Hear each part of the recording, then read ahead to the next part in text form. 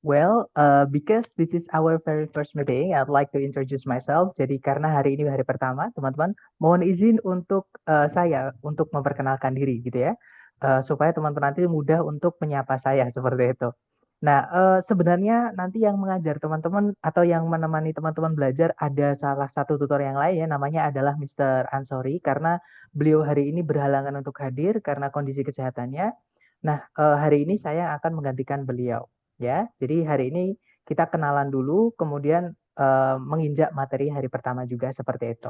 Oke, jadi so here I am. My name is Priski Abimanyu Isnain. Teman-teman bisa panggil saya Priski atau apa namanya? Biasanya teman-teman di Kampus Inggris Pare, entah teman-teman ngajar ataupun teman-teman yang member-member yang stay di camp di sini ya, itu biasa manggil saya Mr. P, teman-teman. Jadi feel free to call me Mr. P or Mr. Priski gitu ya. Nah, sorry, sebelum saya lanjutkan, mohon tidak mencari foto saya di Google menggunakan nama Mr. P ya, teman-teman, karena nanti yang keluar bukan foto saya. I assure you that. Nanti yang keluar pasti gambar yang lain, rudal gitu, teman-teman. Gitu ya. Kemudian, I've been teaching English for around 10 years. Jadi saya kurang lebih sudah belajar dan juga ngajar bahasa Inggris kurang lebih selama 10 tahun sejak saya lulus SMA gitu ya. Kemudian, ya I'm still learning too. Jadi saya juga masih belajar. Jadi nanti kalau teman-teman ada pertanyaan apapun, jangan sungkan-sungkan. Nanti kalau misal saya bisa menjawab, pasti langsung saya jawab. Tapi kalau saya nggak bisa jawab, nggak mungkin saya ngarang ya. Pasti saya bilang, saya carikan dulu karena lumayan itu ilmu baru buat saya juga. Jadi kita di sini belajar bareng teman-teman. Kemudian, what else? I think that's all about me. Maybe the last one. Saya ini asli dari Kampung Inggris Pare ya, teman-teman. It's a small town in East Java. Jadi di daerah Kediri ada namanya Kecamatan Pare. Di dalamnya itu ada beberapa desa yang banyak kursusan bahasa Inggrisnya, banyak camp bahasa Inggrisnya gitu ya. Otomatis di sini banyak-banyak yang berbicara bahasa Inggris gitu ya. Walaupun bukan cuma bahasa Inggris, teman-teman. Bahasa Arab juga ada, bahasa Mandarin juga ada. Cuman dominasinya itu bahasa Inggris seperti itu. Makanya dinamakan Kampung Inggris Pare seperti itu. Ya, I live there. Seperti itu. Jadi kalau teman-teman ada yang mungkin di Kampung Inggris Pare bisa kabar-kabar, nanti kita bisa sambil ngopi sambil belajar seperti itu. Kemudian, yeah, that's all about me. Nothing interesting, right? But anyway, allow me to introduce what we are going to have for the following month to you guys. Jadi kita kenalan juga dengan apa yang akan kita pelajari untuk 1 bulan ke depan ya. Nah, jadi kita perkenalan dulu dengan TOEFL. Jadi apa sih TOEFL itu, teman-teman? So what is TOEFL? Gitu ya. So TOEFL stands for Test of English as a Foreign Language. Jadi TOEFL itu kepanjangannya adalah Test of English as a Foreign Language. Ini kalau di dalam bahasa Indonesia kan artinya adalah tes bahasa Inggris sebagai sebuah bahasa asing. Nah, seperti yang teman-teman mungkin ketahui ya, di Indonesia ini kita tidak ngobrol dengan sembarang orang, gitu ya. Kita ngomong dengan sesama orang Indonesia itu tidak pakai bahasa Inggris. Nah, makanya bahasa Inggris itu di Indonesia dianggap sebagai bahasa asing. Karena bahasa itu terbagi menjadi 3 jenis. Mungkin teman-teman ada yang memiliki lebih dari satu kemampuan bahasa ya. Nah, itu nanti terbagi menjadi 3, teman-teman. Yang pertama namanya mother tongue. Mother tongue itu bahasa pertama teman-teman alias bahasa yang teman-teman pakai untuk berkomunikasi dengan orang-orang terdekat setiap harinya. Gitu ya. As for me, I am a Japanese. Contohnya pada saya ya, teman-teman, itu karena saya orang Jawa, so I speak Japanese to my friends, to my family, seperti itu. Jadi itu namanya mother tongue atau first language, gitu ya. Nah, kemudian ada juga second language atau bahasa nasional kita. Jadi second language itu walaupun kita beda daerah, beda mother tongue, kita masih bisa berkomunikasi seperti ini misalnya. Menggunakan bahasa kedua ini namanya bahasa nasional atau bahasa apa teman-teman? Bahasa kedua gitu ya. Nah, bahasa kedua kita adalah bahasa Indonesia. Nah, selain bahasa daerah dan bahasa Indonesia, itu kita nyebutnya bahasa asing seperti itu. Jadi ada bahasa Arab mungkin teman-teman yang dari pondok atau pernah belajar di pondok atau di madrasah gitu ya. Atau mungkin teman-teman yang lain pernah belajar mungkin masak gitu ya. Masak itu kan identik dengan bahasa-bahasa yang Prancis, Itali gitu teman-teman gitu ya. Mandarin gitu-gitu. Nah, mungkin teman-teman juga belajar selain Inggris. Nah, itu namanya bahasa asing. Nah, salah satu tes bahasa asing, lebih tepatnya bahasa Inggris, itu adalah TOEFL ini. Dan TOEFL ini yang bikin bukan orang Indonesia, teman-teman. Nama lembaga yang membuat TOEFL ini adalah ETS atau Educational Testing Service, yang lokasinya ada di New Jersey, Amerika Serikat. Jadi yang buat itu asli orang Amerika, bukan orang Indonesia. Ya, kecuali kalau teman-teman ngambilnya TOEFL yang prediksi itu beda lagi teman-teman. Itu buatan kampus, buatan lembaga, atau buatan buku-buku yang selain ITS itu namanya tes prediksi seperti itu. Gitu ya. Dan TOEFL ini sama dengan ITS ya, teman-teman, sudah ada sejak tahun 1964 hingga sekarang. Seperti itu. Nah, kemudian jenis TOEFL yang populer di Indonesia saat ini, untuk teman-teman yang mungkin sudah lulus SMA ya, terutama, itu ada dua jenis ini, teman-teman. Jadi, teman-teman bisa mengambil tes ITP dan tes IBT. Nah, bedanya apa? Bedanya tes TOEFL ITP atau Institutional Testing Program itu hanya mengukur kemampuan comprehension teman-teman. Nah, comprehension itu apa, Sir? Comprehension itu maksudnya pemahaman. Seberapa teman-teman bisa memahami bahasa Inggris, entah itu yang diucapkan atau yang ditulis. Gitu ya, jadi hanya memahami saja. Teman-teman tidak diminta untuk mempraktekkan bahasa Inggris, teman-teman. Jadi teman-teman nanti di ITP itu tidak disuruh untuk ngomong sama nulis. Ya, hanya disuruh memahami. Jadi mendengar sama melihat atau membaca. Seperti itu. Oke, dan skor range atau rentang nilainya kalau di ITP ini mulai dari 310 kalau salah semua atau teman-teman nggak hadir gitu ya, dan sampai 677 kalau teman-teman benar semua. Gitu ya, teman-teman. Jadi rentangnya itu 310 sampai 677. Itu untuk ITP. Oke. Nah, ada juga TOEFL itu yang sekarang teman-teman bisa ambil itu tes TOEFL yang IBT atau Internet Based Test. Nah, skor range-nya itu mulai dari 0 sampai 120, teman-teman. Nah, dan di IBT ini lebih holistik, lebih menyeluruh gitu ya.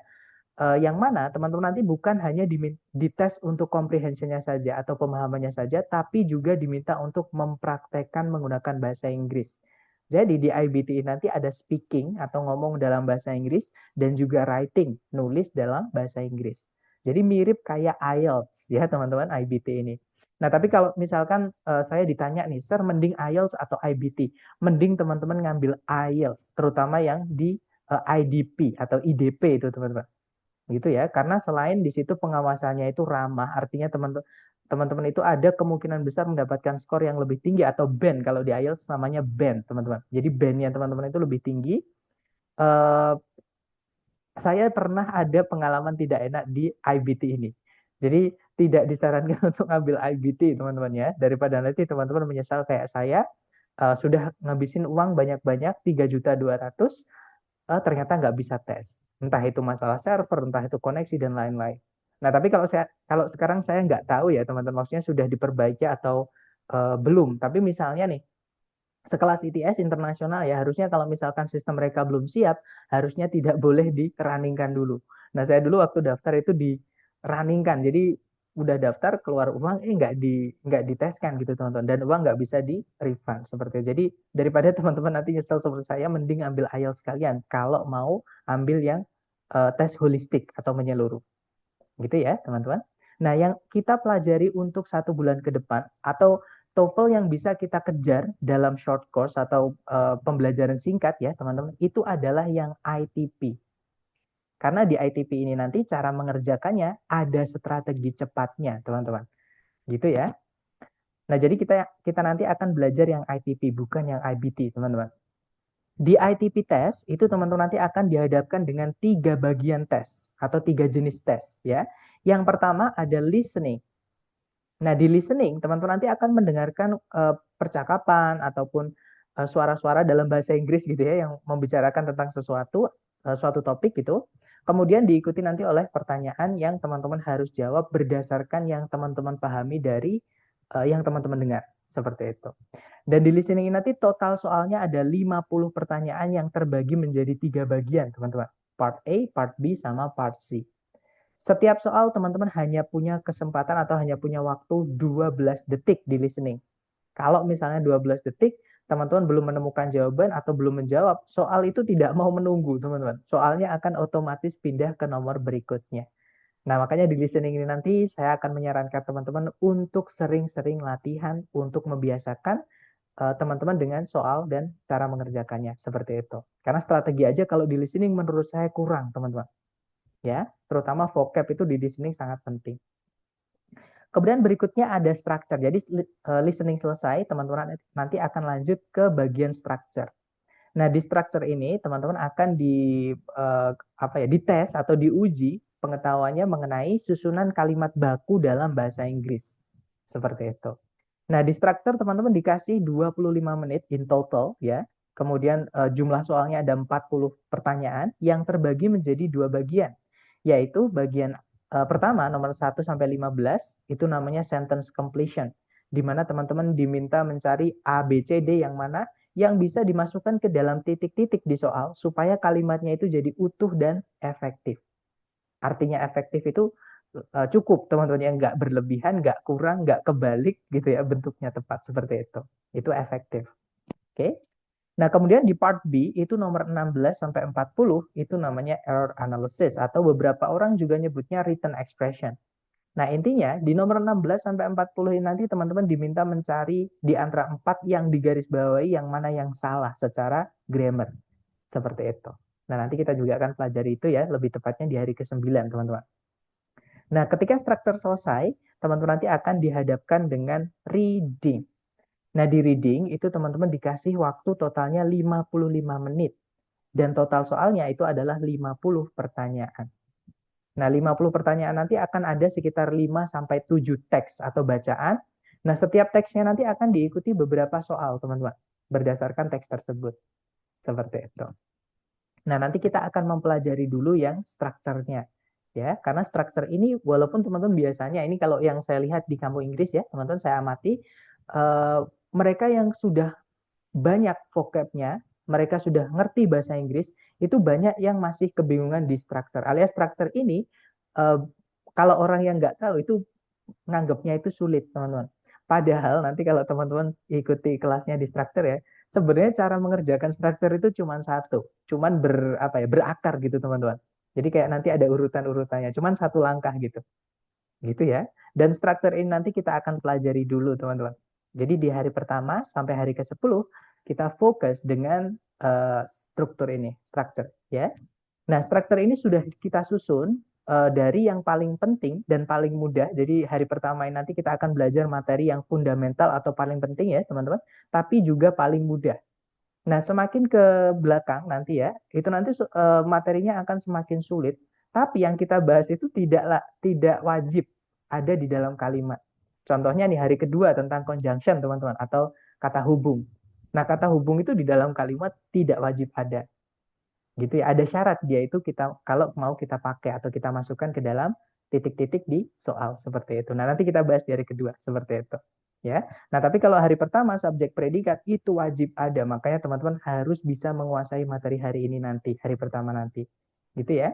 Dan karena materi ini sudah diurutkan, kalau teman-teman katakanlah ya, siapa tahu teman-teman ada yang berhalangan hadir di entah salah satu pertemuan, itu mohon ikuti rekamannya yang diberikan oleh tutornya ya, teman-teman, entah saya atau nanti Mr. Ansori. Seperti itu. Karena kalau teman-teman nggak ikuti rekamannya atau tiba-tiba teman-teman ikut langsung di bab yang berikutnya, itu nanti pasti teman-teman bingung. Karena ada yang berlubang, ada yang hilang gitu, bagian yang hilang yang teman-teman harusnya pelajari tapi tidak pelajari dulu seperti itu. Gitu ya. Jadi mohon kalau bisa sih teman-teman ikuti aja kelasnya urut gitu ya. Nanti kalau misalkan berhalangan ya yang saya sampaikan tadi. Sebelum lanjut ke materi berikutnya, mohon ikuti rekamannya seperti itu. Gitu ya. Nanti struktur selesai, kita akan lanjut ke bagian listening, teman-teman. Nah, di listening nanti teman-teman akan rangkap dalam 3 hari. Di listening hari ke-11 itu part A atau bagian pertama namanya short dialogue. Kemudian hari ke-12 teman-teman fokus di listening part B namanya extended conversation atau long dialogue gitu ya. Kemudian di hari ke-13 teman-teman akan belajar part C, listening part C, yaitu long monologue atau long talks seperti itu. Gitu ya. Nah, setelah listening selesai, lanjut ke reading. Seperti itu. Oke. Nah, reading ini nanti cara mengerjakannya teman-teman harus mengenali soal yang ditanyakan. Karena informasi di dalam teks itu terbagi menjadi 3 jenis, teman-teman. Oke. Nah, otomatis cara mengerjakannya nanti ya tergantung yang ditanyakan itu seperti itu. Oke. Nah, setelahnya nanti di hari ke-20 teman-teman akan mendapatkan mock test atau apa ya, teman-teman? TOEFL-like test. Jadi kayak preparation test atau prediction test. Jadi tes prediksi dari lembaga untuk mengecek kemampuan teman-teman atau skor teman-teman setelah mendapatkan program seperti itu. Gitu ya. Kemudian berikutnya rules. Nah, rules ini nggak selalu sama ya teman-teman, karena rules ini di kelas saya. Kalau nanti teman-teman yang mengajar adalah Mr. Ansori, nanti teman-teman ikuti aturan yang disampaikan oleh Mr. Ansori, gitu ya. Nah, tapi secara umum kurang lebih seperti ini teman-teman. Jadi kalau di kelas saya nanti akan ada attendance check atau daftar hadir. Jadi di setiap daftar kehadiran, di setiap pertemuan nanti tutornya itu pasti mengecek kehadiran teman-teman, ya. Nah, kalau Mr. Ansari setahu saya ya, tapi saya nggak tahu benar apa enggaknya. Kalau setahu saya dulu itu akan menggunakan screenshot eh, Zoom. Jadi Zoom-nya nanti di screenshot, teman-teman harus menyalakan kamera, gitu ya. Nah, tapi kalau saya itu biasanya cukup merekam partisipan Zoom. Jadi teman-teman tidak perlu menyalakan kamera seperti itu. Gitu ya, teman-teman. Jadi kalau di saya nanti attendance check itu hanya dilakukan di hari pertama. Teman-teman akan diminta mengisi Google Form absensi gitu ya. Nanti untuk hari kedua dan seterusnya nanti saya akan mengecek sendiri. Tapi sekali lagi nanti di kelas Mr. Ansori pasti beda teman-teman. Atau sama saya juga nggak tahu, nanti teman-teman ikuti arahan dari Mr. Ansori gitu ya. Kemudian kalau teman-teman ada pertanyaan jangan sungkan-sungkan, oke? Jangan juga diumpet. Takutnya nanti malah lupa, oke? Jadi kalau teman-teman ada pertanyaan, teman-teman boleh interrupt, boleh menyela ketika tutornya itu berbicara. Misalkan teman-teman menggunakan fitur Zoom, di Zoom itu ada raise hand ya, teman-teman. Nah, nanti teman-teman gunakan fitur raise hand itu boleh di chat, gitu ya. Di chat atau di partisipan kalau nggak salah, teman-teman ya, di kolom panel partisipan. Nah, nanti langsung ditanyakan ketika diberikan kesempatan bertanya, atau teman-teman tulis di chat juga nggak apa-apa, ya, supaya tidak lupa. Karena kalau misalkan teman-teman empet atau tunggu yang tutornya itu berhenti ngomong, takutnya teman-teman lupa. Tadi mau tanya apa ya? Takutnya seperti itu. Jadi kalau ada pertanyaan jangan sungkan-sungkan, langsung tanyakan aja. Kalau pertanyaannya masih nyambung, pasti langsung dijawab hari itu, gitu ya. Tapi kalau pertanyaannya teman-teman melebar, itu nanti pasti sama tutornya akan diarahkan bahwa nanti kita bahas di hari kesekian. Jadi nggak langsung dijawab, teman-teman. Ada tujuannya ya. Jadi bukan karena kita nggak mau menjawab, bukan. Tujuannya adalah kita menjaga supaya teman-teman yang benar-benar belajar dari nol itu tidak kemana-mana. Maksudnya tidak dibingungkan dengan bab-bab yang lain. Jadi biar bisa fokus dengan yang diberikan. Gitu ya. Karena saya yakin pasti beberapa dari teman-teman ada yang pernah ambil kursus TOEFL di tempat lain misalnya. Atau misalnya belajar mandiri dari buku-buku TOEFL. Gitu ya. Takutnya nanti menanyakan topik atau bahasan yang belum kita bahas. Dan buat teman-teman yang baru belajar TOEFL pertama kali atau nggak punya basic bahasa Inggris itu akan sulit diterima teman-teman. Karena nggak nyambung dengan materi hari tersebut. Seperti itu. Jadi untuk pertanyaan itu nanti kalau misalkan nyambung langsung dijawab. Kalau misalkan melebar atau topiknya itu arah topik lah teman-teman. Nanti akan dijawab itu dibahas di hari kesekian seperti itu.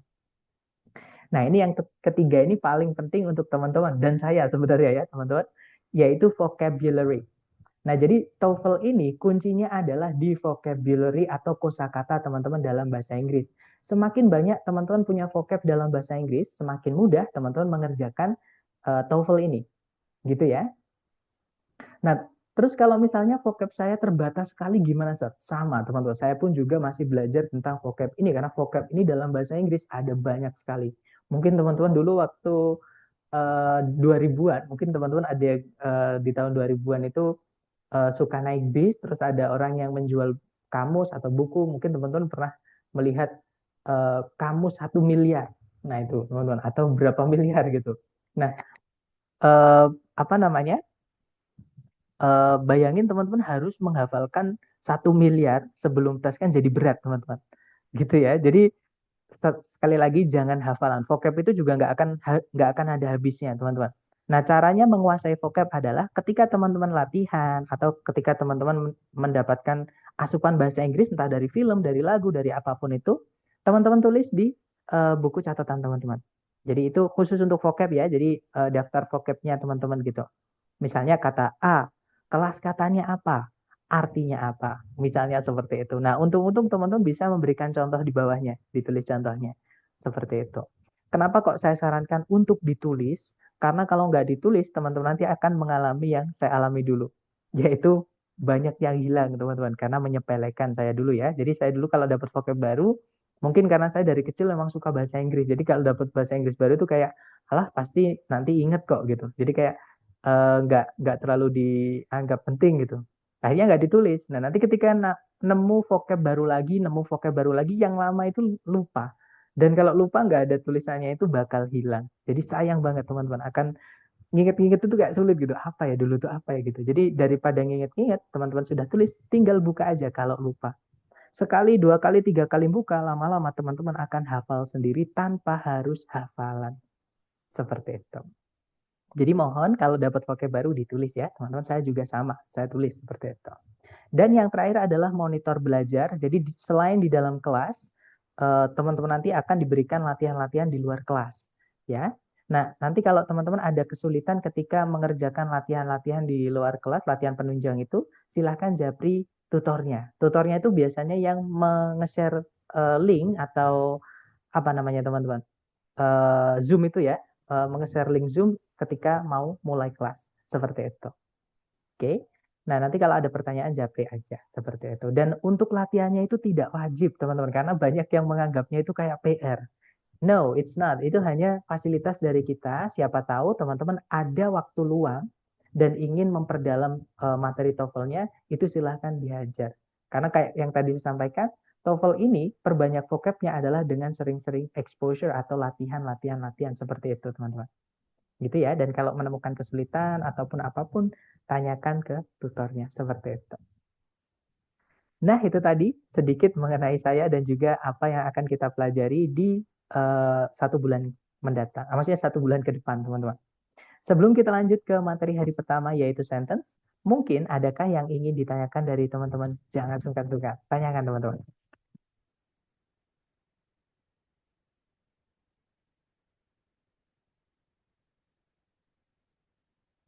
Looks like everything so good, right? Kayaknya nggak ada masalah. Oke deh, kalau gitu kita langsung ke, maksud saya langsung ke materi kita hari pertama ya, yaitu tentang sentence atau kalimat. Nah, pertanyaannya mungkin, kenapa kita harus mempelajari sentence atau kalimat ini? Nah, jawabannya sederhana, teman-teman.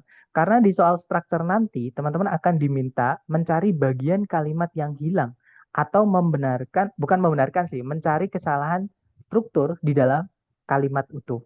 Nah, otomatis teman-teman harus tahu kalimat utuh itu yang bagaimana. Atau kalimat itu harus ada apa aja. Seperti itu. Gitu ya, teman-teman. Nah, kalimat atau sentence, entah itu dalam bahasa Indonesia atau dalam bahasa Inggris, itu sama. Harus ada dua susunan ini atau harus ada dua eh, komponen ini. Ya, teman-teman. Yaitu subjek dan juga predikat. Nah, subjek itu apa? Subjek itu adalah apa atau siapa yang ingin kita angkat jadi topik pembahasan atau pembicaraan. Bukan pelaku ya, teman. Karena banyak yang bilang subjek itu pelaku. Kalau di dalam kalimat pasif, subjek itu justru korban, bukan pelaku, teman-teman. Ya, jadi hindari menganggap subjek itu pelaku ya. Subjek itu adalah apa atau siapa yang ingin kita bicarakan atau kita jadikan bahan pembicaraan. Seperti itu. Nah, kalau predikat ada apa dengan si subjek? Karena nggak mungkin kita hanya ngomongin apa atau siapa, teman-teman. Misalnya nih, saya ketemu dengan salah satu teman-teman di jalan. Pertama kali misalnya, terus saya bilang ke teman-teman, Kak, Bapak itu. Terus saya diam. Pasti teman-teman bingung. Bapak itu kenapa? Kalau nggak gitu pasti teman-teman nungguin saya yang lanjutin gitu. Kan? Atau kalau kebalikannya, misalkan teman-teman ketemu orang, tiba-tiba teman-teman bilang, Pak, Bapak itu. Terus teman-teman diem. Pasti orang yang teman-teman ajak ngomong itu pasti nungguin. Kalau nggak gitu bingung. Bertanya, kenapa dengan Bapak itu? Atau ada apa dengan Bapak itu? Nah, ada apa dengan Bapak itu? Itulah yang disebut dengan predikat. Supaya informasinya lengkap, teman-teman. Contoh ya, Bapak itu sedang tidur. Titik. Nah, itu sudah bisa jadi kalimat. Bapak itu memakai sebuah topi. Bapak itu memiliki hidung yang mancung. Misalnya seperti itu. Contoh aja ya, teman-teman. Jadi itu adalah kalimat, sorry, dua penyusun kalimat yang wajib ada. Nah, jadi ketika teman-teman menemukan soal structure TOEFL, harus teman-teman cek dulu dua susunan ini ada atau tidak. Ya, kalau nggak ada ya teman-teman harus carikan di pilihan A, B, C, D. Tapi kalau sudah ada ya jangan dicarikan lagi ya, nanti double teman-teman atau pemborosan. Seperti itu. Nah, sekarang masalahnya adalah bagaimana kita bisa mengenali di dalam soal itu subjek atau itu predikat. Nah, jadi dalam bahasa Inggris, subjek itu dibuatnya dari kata benda ya, teman-teman. Atau kalau di buku ya kita nyebutnya noun. Itu namanya kata benda. Nah, kata benda itu apa sih, Sir? Kata benda itu analoginya gini.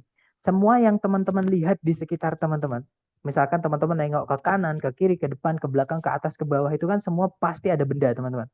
Misalnya kalau saya nengok ke depan ada laptop, ada handphone, ada mouse, ada keyboard, ada dinding, ada meja, gitu ya. Saya nengok ke kanan, misalnya ada lemari, ada kipas, ada dinding, gitu ya. Nah, itu semuanya kata benda. Bahkan kita itu juga benda, teman-teman. Jadi semua yang diciptakan Tuhan itu adalah benda, ya. Nah, nanti kalau di dalam bahasa, benda itu nyebutnya kata benda. Seperti itu. Oke. Nah, contoh benda yang biasa sering dikeluar di structure atau di reading, intinya di TOEFL gitu ya. Misalnya, teman-teman, ada kata bird, artinya burung. Contohnya lagi ada water, air. Contohnya lagi ada buildings. Nah, biasanya kata benda itu ditambah dengan S atau IS yang menandakan bahwa kata benda itu jamak atau banyak, teman-teman. Jadi kalau building itu bangunan, kalau buildings berarti bangunan-bangunan. Gitu ya. River artinya sungai, forest hutan, atmosfer ya atmosfer ya, classroom ruangan kelas dan masih banyak lagi seperti itu. Nah, selain kata benda, ada juga satu kelas kata lagi yang bisa menjadi subjek, yaitu kata ganti. Atau kalau di buku kita nyebutnya pronoun. Ya, seperti namanya, pronoun. Nah, fungsinya pronoun atau kata ganti itu adalah menggantikan benda. Jadi benda itu kalau diulang-ulang supaya tidak didengarnya itu tidak bosenin gitu ya teman-teman, maka biar cepat diganti. Nah, yang mengganti kata benda itu disebut dengan kata ganti. Nah, contoh kata ganti yang keluar di TOEFL ya, yang sering keluar di TOEFL terutama structure, yaitu ada he, she, sama it. Itu mereka artinya sama-sama dia. Bedanya adalah kalau he itu dia, yang dimaksud itu dianya itu laki-laki, teman-teman. Misal kita ketemu bapak-bapak, satu orang gitu ya. Nah, kita bilangnya dia misalnya, nah berarti he, bapak itu dia gitu ya. Jadi he seperti itu. Nah, kalau perempuan atau wanita atau cewek gitu ya atau betina, kalau binatang juga bisa pakai she teman-teman ya, cuman jarang gitu. Kita pakainya adalah she. Misalnya kita ketemu misalnya polwan. Nah, polwan kan pasti wanita ya. Nggak ada polwan cowok, teman-teman ya. Pasti polwan itu wanita. Nah, nanti kalau polwannya itu satu, terus kita mau membicarakan tentang polwan tersebut, ya kita pakainya she. Jadi dia, misalnya, dia cantik. She is beautiful. Misalnya seperti itu. Gitu ya. Nah, kalau misalnya kita nggak tahu cewek atau cowoknya, misalnya nih kita dihampiri sama katakanlah tikus, gitu teman-teman. Nah, tikus itu menghampiri ke kita dari depan kan, kita nggak tahu tikus ini cewek apa cowok. Dia nggak pakai lipstick, nggak pakai rok, nggak pakai maskara, nggak pakai bedak gitu ya. Kita nggak tahu dia cewek apa cowok. Nah, kalau kita nggak tahu benda itu cewek atau cowok, atau memang benda itu tidak punya cewek cowok, misalnya bolpen, misalnya buku, nah kita pakainya adalah it untuk kata gantinya seperti itu gitu ya. Nah, jadi caranya ngomong dia dalam bahasa Inggris ada tiga, ada he, she, sama it, tergantung cewek cowok atau tidak keduanya seperti itu. Nah, kalau misalnya bendanya banyak teman-teman, atau kita mau bilang mereka, kata gantinya adalah they, entah itu manusia ataupun selain manusia. Kita juga bisa bilang those, entah itu manusia atau selain manusia, ketika mau bilang mereka atau itu, mereka itu gitu ya teman-teman. Nah, sama once juga sama, itu bisa dipakai untuk manusia ataupun selain manusia. Artinya setiap setiap orang atau setiap setiap bendanya itu seperti itu. Kemudian ada juga others. Jadi kalau teman-teman menemukan other kok ketambahan s yang tidak ada tanda petiknya ya, teman-teman. Jadi others gitu aja. Nah, itu adalah kata ganti, artinya yang lain-lain seperti itu. Bisa orang lain, bisa benda lain seperti itu. Gitu ya. Nah, itu adalah dua jenis kelas kata yang bisa jadi subjek di dalam kalimat. Dan subjek itu letaknya selalu di sebelum predikat. Gitu ya, teman-teman. Nah, sekarang bagaimana kita bisa mengenali kalau itu predikat? Kalau subjek kan tadi dibuatnya dari kata benda, kalau nggak gitu dari kata ganti ya. Nah, kalau predikat itu dibuatnya dari kelas kata, namanya adalah kata kerja atau verb, teman-teman. Oke. Nah, kalau kata kerja itu gini, segala sesuatu yang dilakukan atau dialami oleh benda, itu namanya adalah kata kerja, teman-teman. Contohnya, kita melihat kucing. Kucing itu bisa melakukan semua, maksudnya beberapa pekerjaan, beberapa kata kerja. Contohnya kucing itu bisa mengeong, bahasa Inggrisnya meow. Kucing itu bisa tidur, bahasa Inggrisnya sleep. Kucing itu bisa makan, bahasa Inggrisnya eat.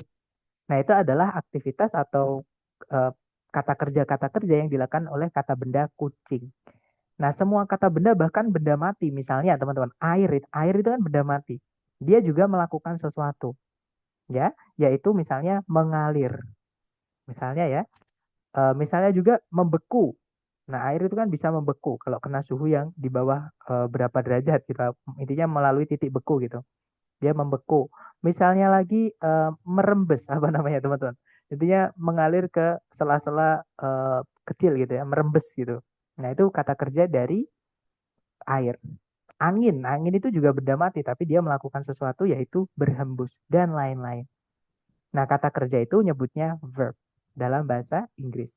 Contoh kata kerja yang sering keluar di TOEFL structure, misalnya yang pertama ada kata occur, teman-teman. Occur ini punya dua arti ya, bisa terjadi, bisa ada, tergantung konteksnya. Kemudian produce itu artinya memproduksi atau menghasilkan. Kemudian refer to artinya merujuk pada. Consist of terdiri dari. Improve eh, meningkat atau membaik seperti itu. Gitu ya. Nah, itu tadi adalah kelas kata yang dibuat kelas kata apa yang fungsinya sebagai predikat dalam bahasa Inggris. Oke. Nah, makanya, jadi sekali lagi ya teman-teman, predikat itu dibuatnya wajib dari kata kerja kalau dalam bahasa Inggris. Makanya kalau dalam bahasa Inggris kita mau bilang saya, misalnya katakanlah saya sakit. Nah, bahasa Inggrisnya gimana teman-teman? Saya sakit itu bahasa Inggrisnya gimana? I am sick. I am sick, that's right. Nah, itu kalau ditulis I, kemudian ada am, kemudian ada sick. Ya. Nah, saya itu I, teman-teman. Sakit itu adalah sick. Nah, kenapa di situ ada kata am? Padahal am di situ kan nggak punya arti sama sekali. Nah, itu kembali ke struktur kalimat tadi. Karena dalam bahasa Inggris, predikat itu wajib berupa kata kerja. Sedangkan kalau pesan yang kita sampaikan itu tidak ada kata kerjanya, atau kita nyebutnya biasanya kalimat nominal gitu ya teman-teman, maka dimasukkanlah kata kerja yang tidak punya arti. Kalau di buku ini nyebutnya linking verb dari keluarganya to be, teman-teman. Ya, jadi am, kemudian is, kemudian are, kemudian was, kemudian were itu keluarganya to be. Kalau teman-teman menemukan itu, berarti fix itu predikat. Seperti itu.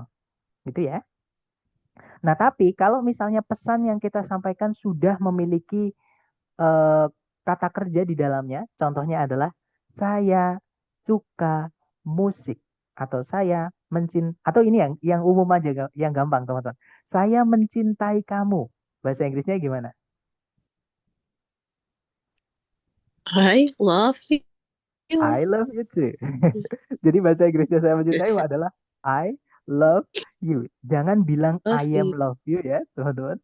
Ya, jadi I love you. Kenapa kok nggak ada am di situ? Karena mencintai itu adalah kata kerja.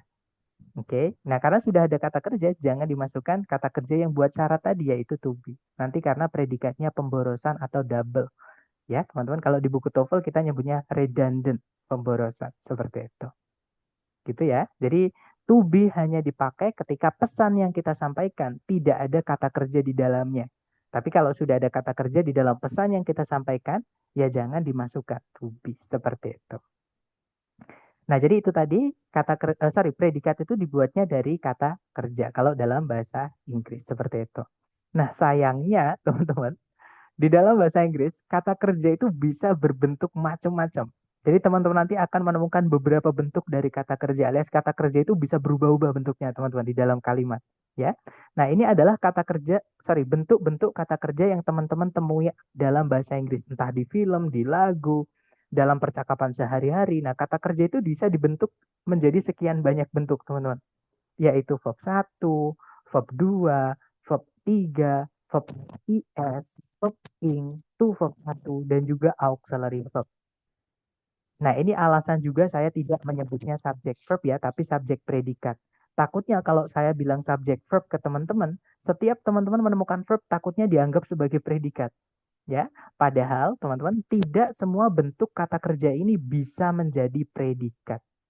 Nah, sekarang pertanyaannya, kata kerja apa aja yang bisa menjadi predikat? Yaitu verb 1, verb 2, verb SIS, dan yang terakhir adalah auxiliary verb. Nah, itu adalah kata kerja yang hanya bisa menjadi predikat. Kalau teman-teman menemukan ada verb 3 yang sebelumnya tidak ada auxiliary-nya, verb ing yang sebelumnya tidak ada auxiliary-nya, dan juga to verb 1, itu bukan predikat, teman-teman. Oke, jadi predikat itu hanya verb 1, verb 2, verb passive, dan auxiliary verb saja. Seperti itu. Nah, jadi materi kita hari ini kalau kita simpulkan adalah di dalam kalimat, teman-teman harus punya dua komponen ini, yaitu subjek sama predikat. Subjek itu cara kita mengenalinya, itu dibuat dari kata benda atau kata ganti. Ya, salah satu aja teman-teman. Kalau kata benda ya kata benda, kalau kata ganti kata ganti. Jangan dua-duanya nanti boros atau pemborosan. Itu ya. Nah, kemudian predikat dalam bahasa Inggris itu wajib dibuat dari kata kerja. Ya. Nah, kata kerja yang bisa jadi predikat hanyalah verb 1, verb 2, verb SIS, dan auxiliary verb. Sedangkan verb 3, verb ing, dan to verb 1 jangan dijadikan atau jangan dianggap predikat. Seperti itu.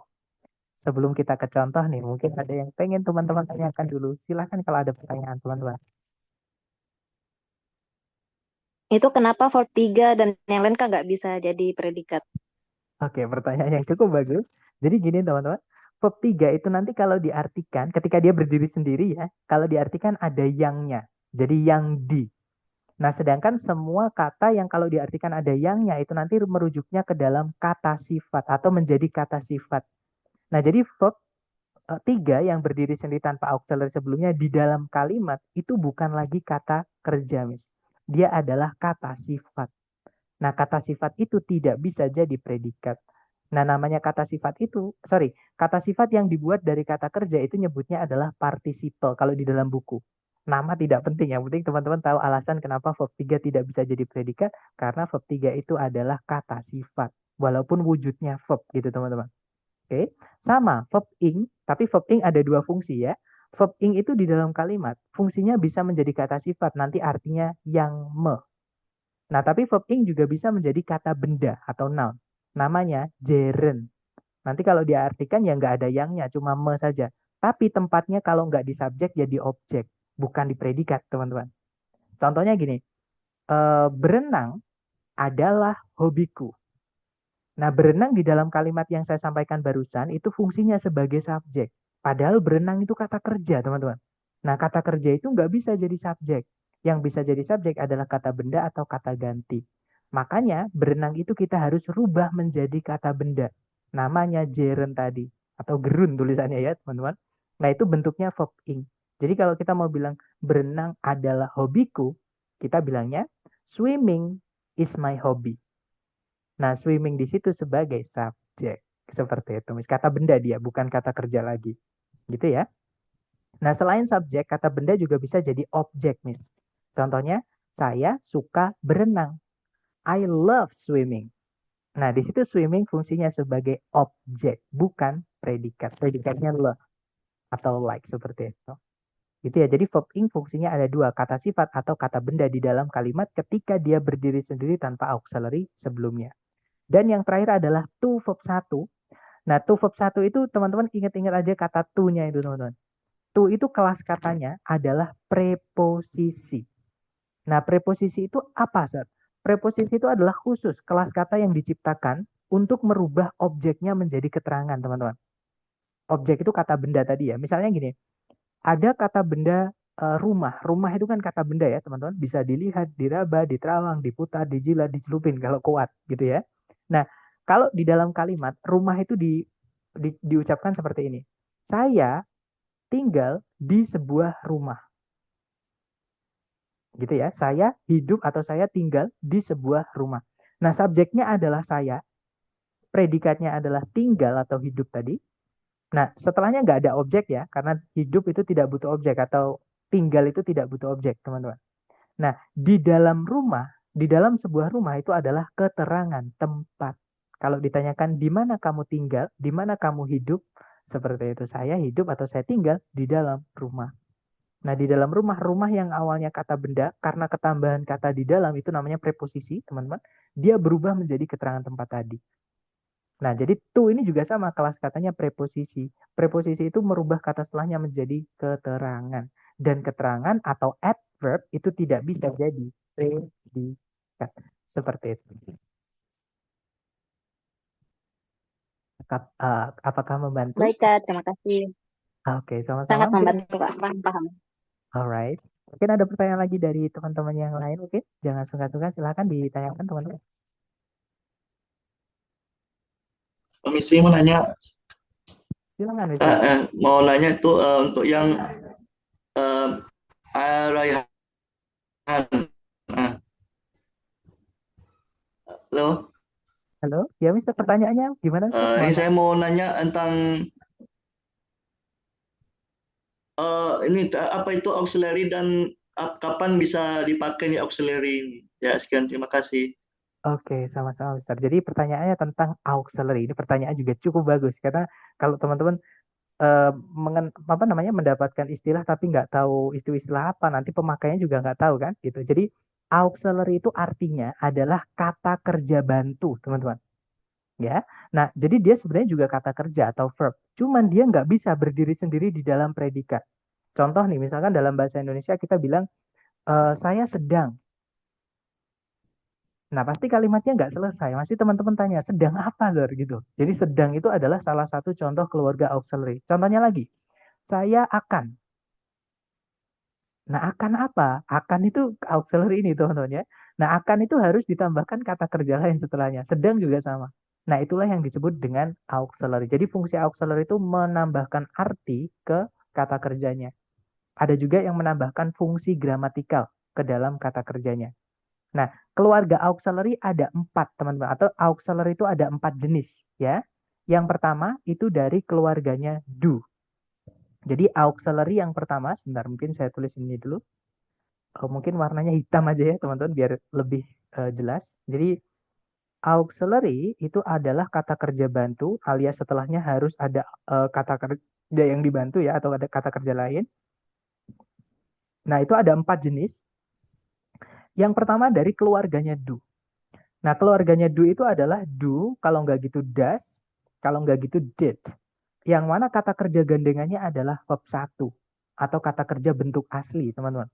Yang tidak ada tambahan-tambahan. Misalkan pergi ya go, makan ya eat, belajar study, dan lain-lain. Gitu ya, itu verb 1. Nah, kemudian keluarga auxiliary yang kedua itu dari keluarganya to be. To be itu keluarganya adalah is, kalau nggak gitu am, tapi kalau am ini nggak pernah keluar di soal structure TOEFL, teman-teman. Kemudian are, kemudian was atau were. Yang mana to be ini kata kerja setelahnya boleh antara dua ini. Ya, boleh verb ing kalau kita mau bilang sedang. Contohnya saya sedang makan, I am eating. Saya sedang belajar, I am studying. Saya sedang berlari, I am running. Misalnya seperti itu. Nah, tapi to be juga bisa diikuti verb 3, teman-teman. Nanti artinya jadi di atau pasif gitu ya.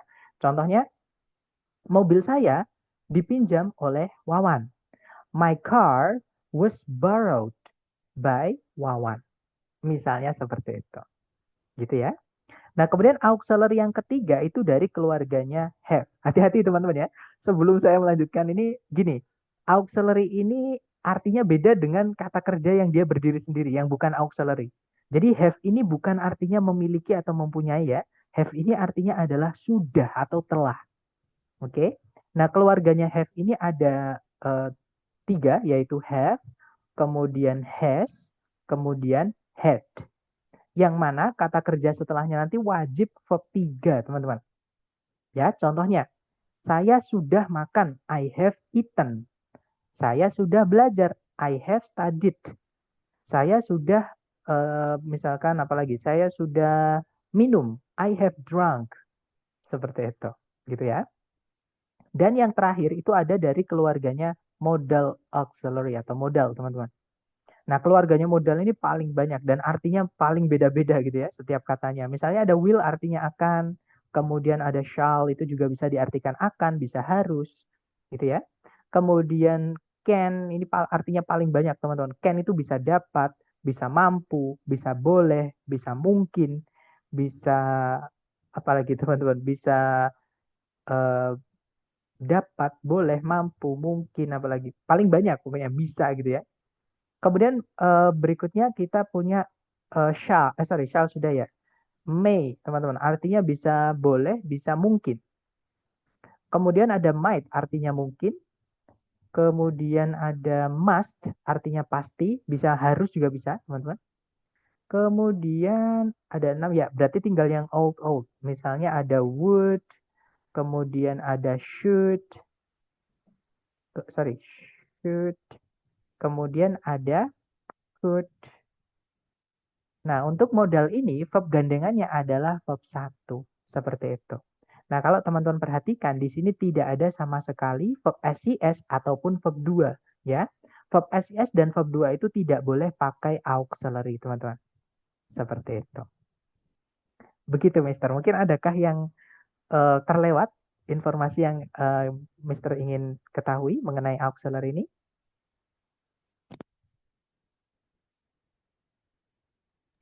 Ya, terima kasih ini sangat membantu.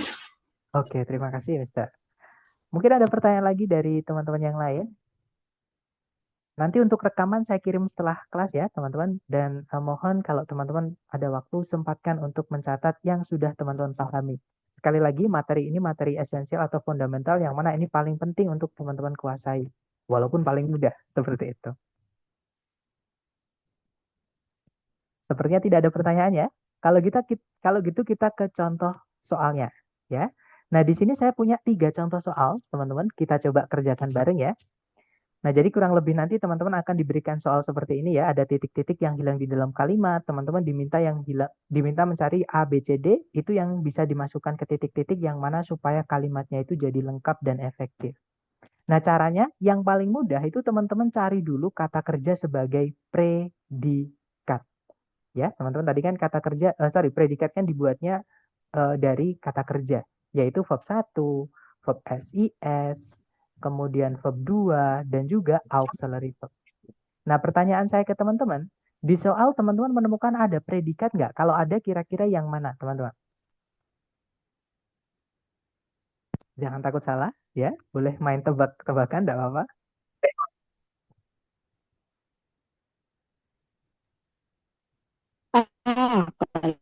Oh, Sorry, gimana, Miss?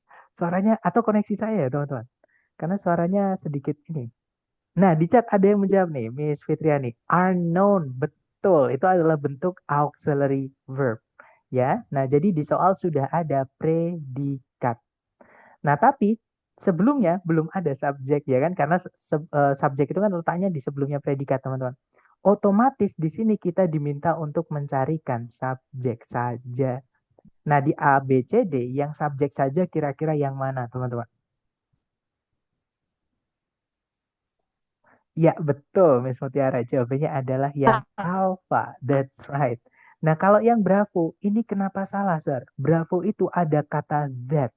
Ini conjunction atau kata hubung, teman-teman. Ya, kata hubung itu di dalam kalimat tidak dibutuhkan. Ketika subjek dan predikat itu jumlahnya cuma satu. Oke, karena nanti informasinya tidak selesai atau ambigu. Oke, jadi kita tidak membutuhkan conjunction. Bravo salah karena ada conjunction atau kata hubung. Ya, teman-teman. Kemudian kalau yang Bravo, salahnya adalah di situ ada predikat lagi. Kita tidak bisa memasukkan predikat lagi karena nanti pemborosan atau redundant. Gitu ya. Nah, kalau yang Delta, nah setiap teman-teman menemukan 5W1H di soal, entah itu di soal tadi jawabannya, kata tanya, 5W1H itu kata tanya, teman-teman. Bisa what, bisa when, bisa where, bisa which, itu dianggap sebagai kata hubung atau conjunction. Walaupun kalau teman-teman cek di kamus itu bukan conjunction. Tapi kalau di soal structure TOEFL, jangan dianggap sebagai kata tanya. Kenapa? Karena di soal structure TOEFL teman-teman tidak akan pernah menemukan tanda tanya. Pasti soalnya itu ditutup pakai titik, teman-teman. Ya, jadi kalau menemukan kata tanya itu bukan kata tanya tapi conjunction.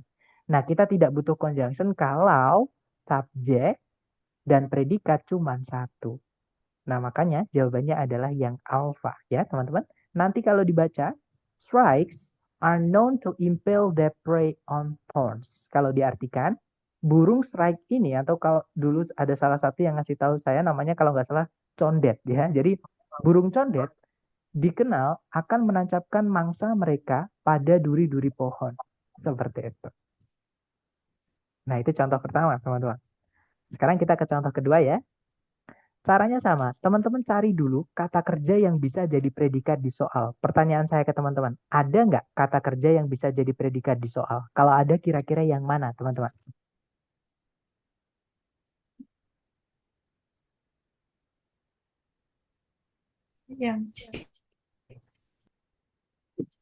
Di soal ada nggak, teman-teman, predikatnya? Dalam Nggak ada yang enggak. Nggak ada ya, betul. Berarti di titik-titik itu kita harus carikan predikat. Karena kalimat itu wajib punya predikat, teman-teman. Nah, pertanyaan. Waalaikumsalam. Gimana, Miss?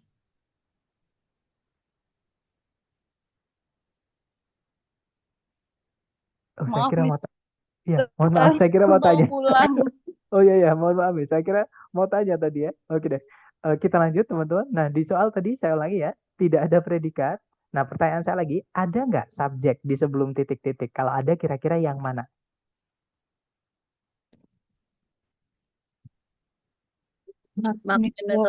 Magnetotaktik Iya. ya. Betul, magnetotaktik bakteria itu kata benda ya, teman-teman. Bakteri magnetotaktik atau bakteri jenis magnetotaktik. Nah, berarti kita sudah punya subjek, belum punya predikat, hanya dicarikan predikat saja. Kira-kira jawabannya yang mana? C. Iya, betul. As simple as that, guys. Jadi segampang itu sebenarnya. Jadi jawabannya adalah ya Charlie. Di situ berupa auxiliary verb. Gitu ya. Nah, kalau yang Charlie ini tengah-tengahnya ada keterangan. Jadi predikat itu di tengah-tengahnya ditambahi keterangan nggak masalah. Atau teman-teman hilangkan juga nggak apa-apa. Karena kata keterangan di dalam apa namanya? Di dalam kalimat itu boleh ada, boleh tidak. Ya, jadi kalau ada boleh teman-teman hapus saja nggak apa-apa. Nah, jadi kalau jawabannya adalah yang Charlie, kalau yang alpha itu kenapa salah? Karena yang alpha itu ada subjek lagi, teman-teman. Nanti dia pemborosan atau double subjek. Kalau yang Bravo itu kalau teman-teman lihat sama sekali nggak ada kata kerja. Padahal jelas-jelas tadi kita butuhnya predikat. Bravo nggak bisa ya. Delta juga sama. Kita butuhnya predikat. Predikat itu hanya dari kata kerja. Jadi yang Delta nggak bisa, teman-teman. Jawabannya yang Bravo, jawabannya yang Charlie, maaf. Nanti kalau diartikan, bakteri-bakteri jenis magnetotaktik pertama kali dideskripsikan atau dijelaskan atau diperkenalkan gitu ya di tahun 1963 oleh Bapak Salvatore Bellini seperti itu. Oke, lanjut ke contoh terakhir teman-teman. Caranya sama. Nah, ini coba. Tadi kenapa B-nya salah? Karena nggak ada kata kerja sama sekali, Miss. That kan conjunction atau kata Oh hubung. ya, oke. They itu kan kata ganti ya. Sedangkan di kalimat tadi Oh iya, kita butuhnya predikat, Miss. Dan predikat. conjunction, betul. Conjunction sama kata ganti itu nggak bisa jadi predikat sama sekali. Kita butuhnya predikat saja, gitu ya. Jadi bukan conjunction, bukan subjek lagi, seperti itu. Nah, nanti kalau kita masukkan yang Bravo, nggak ada subjek sama sekali di kalimatnya. Maksudnya nggak ada predikat sama sekali di kalimatnya. Nggak boleh, kalimat tidak punya predikat. Seperti itu, Mas. Lanjut ke contoh terakhir, kita kerjakan bareng. Cari predikatnya dulu. Kalau ditarik dari depan ke belakang, teman-teman di situ sama sekali tidak ada kata kerja yang bisa jadi predikat. Berarti di titik-titik kita butuh predikat. Nah, karena titik-titiknya di paling depan, sebelum predikat harus ada subjek, maka kita juga kehilangan subjek, teman-teman. Nah, enaknya kalau mencari predikatnya dulu tuh seperti itu. Jadi kita bisa sapu nanti kalau misalkan titiknya di depan kita belum punya predikat sudah dipastikan di situ kita juga kehilangan subjek. Seperti itu. Jadi langsung cari A, B, C, D yang subjek predikat. Yang alfa di situ cuma ada subjek ya. Tidak ada predikat, tidak bisa. Kita butuhnya subjek sama predikat. Kalau yang Bravo di situ ada conjunction. Padahal subjeknya cuma satu, teman-teman. Nggak ada predikat juga. Jadi yang Bravo itu nggak bisa karena kesalahannya ada dua. Udah ketambahan conjunction, nggak ada predikat sama sekali, jadi nggak bisa, teman-teman. Gitu ya. Kalau yang Charlie, di situ sama, ada conjunction. Padahal subjeknya cuma satu, yaitu coconut with briquettes, predikatnya cuma satu, yaitu reduce. Jadi Charlie nggak bisa, teman-teman. Nah, jawabannya adalah yang delta ya. Di situ ada predikat reduce, subjeknya adalah coconut with briquettes. Oke. Nah, nanti kalau dibaca, coconut with briquettes reduce deforestation across the globe. Jadi briket limbah kelapa itu mengurangi penggundulan hutan di seluruh bumi atau di seluruh dunia. Seperti itu. Gitu ya. Nah, dari ketiga contoh tadi, mungkin adakah yang ingin teman-teman tanyakan dulu sebelum kita lanjut ke latihan buat teman-teman? Silakan kalau ada pertanyaan, teman-teman. Kalau yang ini, maaf Mister, kalau yang ini predikatnya jadinya das itu ya. Reduce, betul. Kata kerja verb 1. Nah, religious. Oke, makasih Mister. Halo, Oke, Mister, sama-sama. boleh tolong Mm-mm. ngejelasin lagi nggak di soal nomor 1 alasannya kenapa bukan jawaban B, C, dan D? Terima Yang kasih. nomor 1, yang Hmm? contoh pertama ya, Miss. Iya, Yang iya, ini. contoh pertama. Oke, nah gini, Miss, siapa tadi ya? Saya lupa. Oke, coba dilihat dulu predikatnya tadi. Nah, di soal ini ada predikatnya nggak? Kalau ada yang mana, Miss? Are noun, Betul. Ada subjek nggak? tidak ada. Nah, berarti kita membutuhkan subjek karena kalimat itu wajib punya dua komponen ini, teman-teman. Subjek sama predikat. Jadi pertama yang teman-teman harus cari itu subjek predikatnya ada nggak? Karena ini harus ada, gitu ya. Kalau ada ya berarti jangan dicarikan lagi. Kalau misalkan tidak ada, maka teman-teman harus carikan entah subjeknya aja, entah predikatnya aja harus dicarikan. Seperti itu, gitu ya.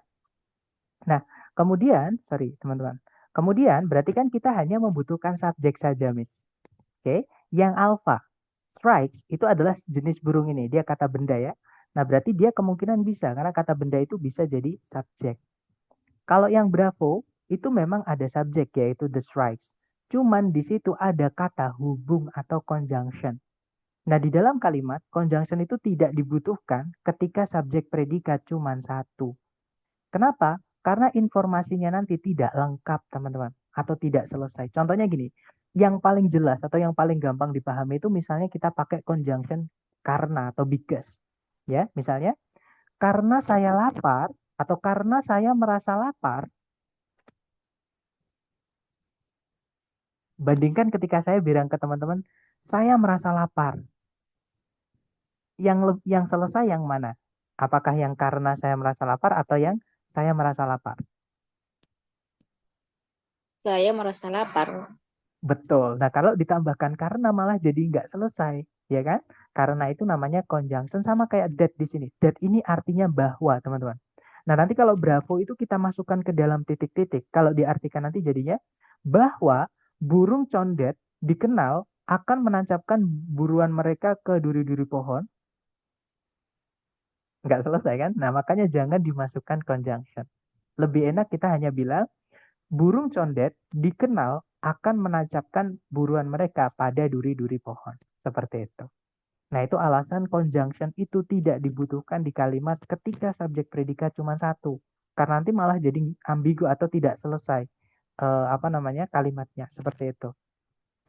Nah, kalau yang Charlie salah karena di situ ada predikat lagi padahal di soal sudah ada predikat. Ya kan? Kalau yang delta salahnya di situ ada conjunction sama kayak yang bravo di situ. Jadi kita tidak membutuhkan conjunction kalau subjek predikat cuma satu. Karena kalau yang delta nanti dimasukkan ke titik-titik artinya jadi seperti ini teman-teman. Burung condet yang dikenal akan menancapkan buruan mereka pada duri-duri pohon. Nggak selesai kan? Jadi jangan dimasukkan yang. Cukup bilang aja burung condet dikenal akan menancapkan buruan mereka pada duri-duri pohon. Seperti itu, Miss. Gimana, Miss? Apakah menjawab? Oke, terima kasih, Mister. Sama-sama. Mungkin ada pertanyaan lagi dari teman-teman, silahkan. izin bertanya, Mister. Boleh, silakan. Mister. Dari ketiga soal ini, apakah memang subjek itu letaknya selalu di depan? Betul. Subjek letak. Jadi Ya, maksudnya, urutannya itu harus subjek dulu baru predikat, teman-teman. Ya, jadi nggak boleh dibolak-balik. Karena kalau teman-teman balik nanti jadi kalimat tanya. Nah, di dalam bahasa Inggris, di dalam soal structure TOEFL tidak ada yang berakhiran tanda tanya. Pasti soalnya nanti berakhiran titik. Jadi jangan letakkan predikat di sebelum subjek. Alias subjek itu letaknya harus subjek dulu baru predikat. Atau sebelumnya predikat. Seperti itu, Mister.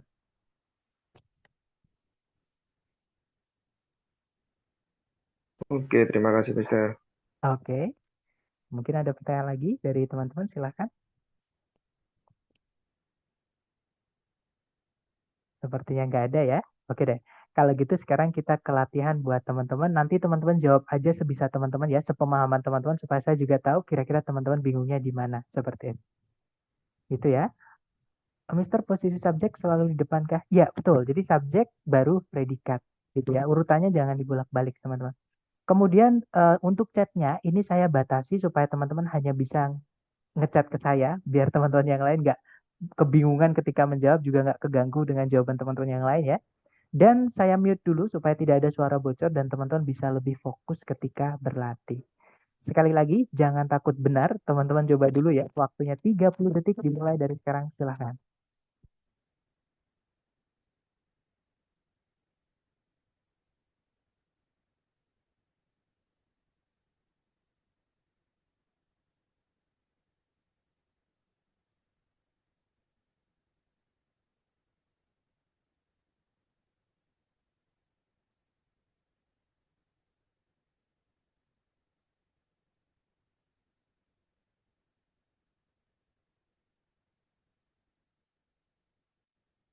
Oke, waktunya habis. Silahkan jawabannya teman-teman boleh dikirim di chat dulu sedapatnya. Salah nggak apa-apa, kita belajar. Itu bagian dari proses, teman-teman. Nah, di situ ada yang menjawab Charlie, Charlie, ada juga Bravo, ada juga Delta. Mari kita cek bersama ya. Seperti biasa, teman-teman cari dulu kata kerja sebagai predikat di soal. Oke, kalau ditarik dari depan ke belakang, di situ ada verb 1, yaitu transmit. Nah, verb 1 itu adalah predikat, teman-teman. Nah, otomatis di sini kita hanya kehilangan subjek. Jadi tugas teman-teman hanya mencarikan subjeknya saja. Yang alpha tidak bisa karena ada conjunction ya, kita hanya butuh subjek saja. Kalau yang bravo ada subjek tapi ada predikat lagi, nanti predikatnya double. Nah, jawabannya yang Charlie, teman-teman.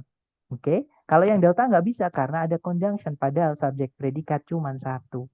Nah, nanti kalau dibaca, neurons transmit electrical signals within the brain. Kalau diartikan, neuron atau kalau nggak salah sistem saraf ya, teman-teman, itu mengirim sinyal-sinyal elektrik di dalam otak.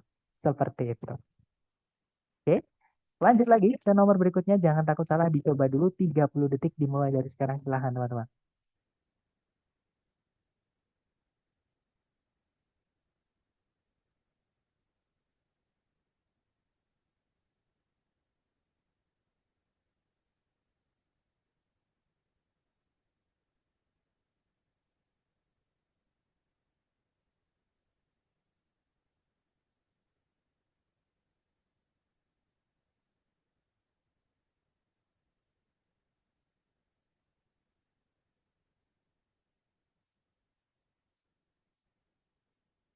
Oke, waktunya habis. Silahkan jawabannya teman-teman boleh dikirim di chat dulu sedapatnya ya. Kemudian kita bahas bareng.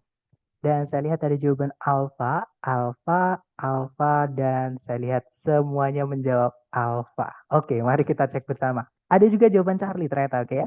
Kita cek bersama. Cari predikatnya dulu di situ kalau ditarik dari depan. Nah, kalau teman-teman menemukan is, am, are, was, atau were, fix itu adalah predikat. Ini keluarganya to be gitu ya. Entah yang berdiri sendiri ataupun yang ada kata kerja setelahnya. Nah, ini to be yang berdiri sendiri ya, teman-teman, bukan auxiliary dia. Jadi kalau to be nggak ada verb setelahnya itu dia bukan auxiliary. Ya, dia nggak punya arti, teman-teman, word di sini. Nah, kita hanya kehilangan subjek. Carikan A, B, C, D yang subjek saja. Nah, jadi jawabannya yang alpha ya. Bravo kenapa salah? Karena ada conjunction atau kata hubung, sedangkan subjek predikat cuma satu. Charlie kenapa salah? Ada predikat lagi, nanti predikatnya double, teman-teman. Delta kenapa salah? Ada conjunction, padahal subjek predikat cuma satu. Nah, jadi jawabannya yang alfa. Nanti kalau diartikan, anestetik pertama merupakan zat-zat alami seperti opium dan alkohol. Seperti itu. Lanjut ke nomor berikutnya. Silahkan dicoba dulu. 30 detik dimulai dari sekarang, monggo teman-teman.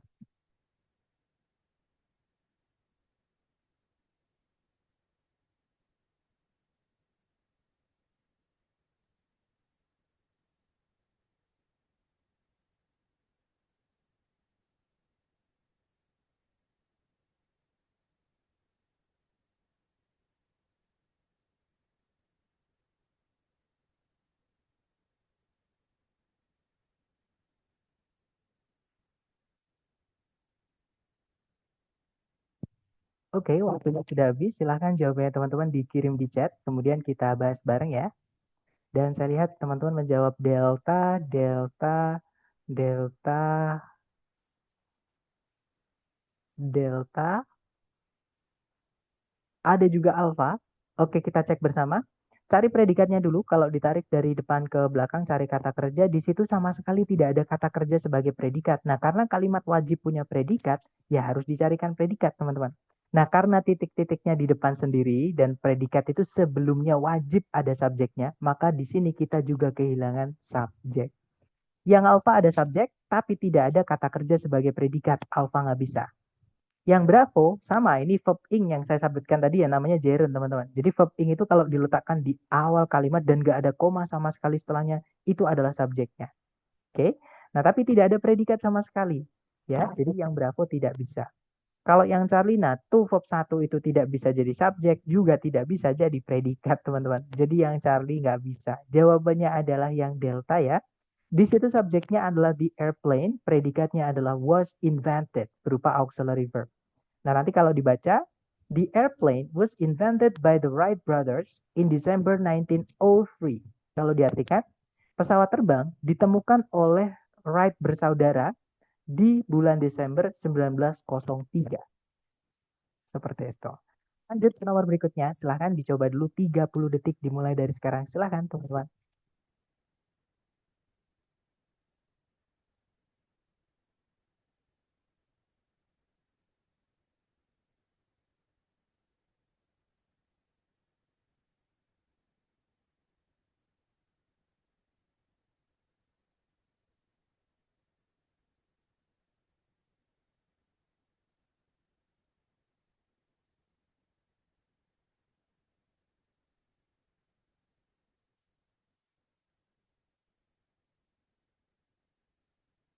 Oke, waktunya sudah habis. Silahkan jawabannya teman-teman dikirim di chat ya. Kemudian kita bahas bareng.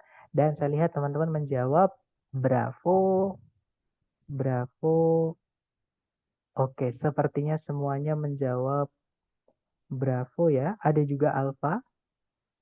Oh sorry, alfa ini kayaknya yang tadi teman-teman. Ya, jadi kayaknya semuanya menjawab bravo. Mari kita cek bersama aja. Cari predikatnya dulu. Di situ ada is noun. Oke, subjeknya adalah hati-hati teman-teman. Celestial objects itu kata benda memang, tapi dia bukan subjek ya. Alasannya ada dua. Yang pertama adalah celestial objects itu ada S-nya, dia jamak.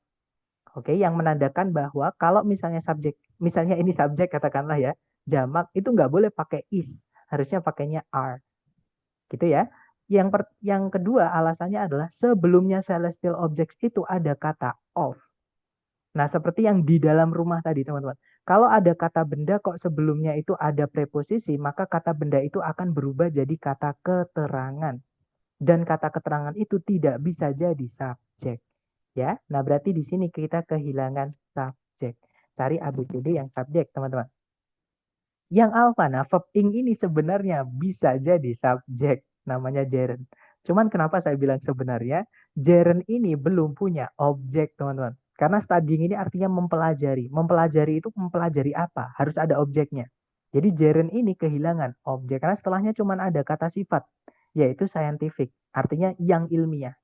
Mempelajari yang ilmiah dari benda-benda langit. Kan nggak enak. Jadi misalnya nih, supaya lengkap yang alfa itu ditambahkan articles misalnya. Mempelajari artikel-artikel ilmiah mengenai benda-benda langit. Misalnya seperti itu lebih bisa nanti strukturnya teman-teman. Gitu ya. Tapi di sini studyingnya nggak lengkap, nggak ada objeknya, nggak bisa. Oke, nah jadi jawabannya yang bravo. Itu kata benda studinya, bukan kata kerja ya. Artinya penelitian, teman-teman. Gitu ya. Kalau yang Charlie itu verb 1 nggak bisa jadi subjek. Kalau yang delta ada ada conjunction, ada juga predikat lagi ya. Nggak ada subjeknya untuk is known ini nggak bisa. Kita butuhnya cuma subjek. Nah, jadi jawabannya yang bravo nanti kalau dibaca, the scientific study of celestial objects is known as astronomy. Kalau diartikan, penelitian ilmiah mengenai benda-benda langit dikenal sebagai astronomi. Seperti itu. Lanjut lagi ke nomor berikutnya. Jangan takut benar, 30 detik dimulai dari sekarang. Silahkan teman-teman.